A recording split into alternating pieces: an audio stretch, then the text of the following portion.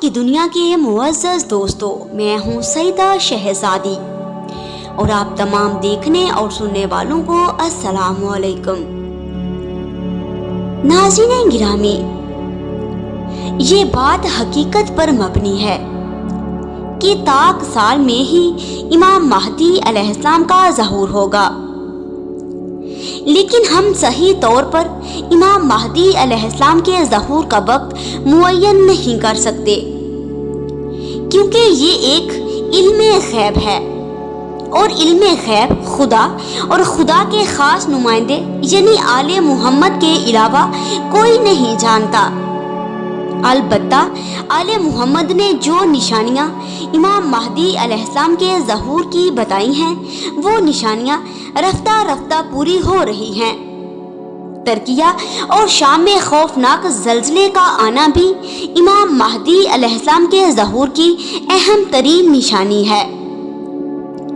امام جعفر صادق علیہ السلام نے اپنے ایک صحابی کو امام مہدی علیہ السلام کے ظہور سے پہلے رونما ہونے والی نشانیوں کے بارے میں بتایا کہ جب تم لوگ یہ دیکھو کہ شام میں لوگ خوف و ہراس میں مبتلا ہو چکے ہیں، تو اس وقت یہ یاد رکھنا کہ امام مہدی علیہ السلام کا ظہور قریب ہوگا۔ اس وقت شام ہی نہیں بلکہ پوری دنیا خوف و ہراس میں مبتلا ہو چکی ہے۔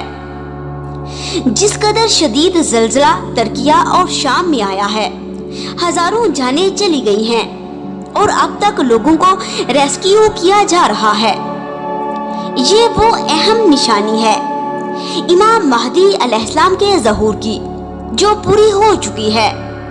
اس کے بعد شام میں اصحاب البقا اور سفیانی کا خروج ہے۔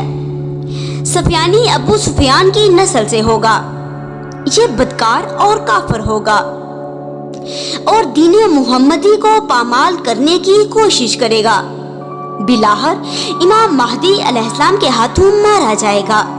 اللہم صلی علی محمد و آل محمد و عجل فرجہم اجمعین۔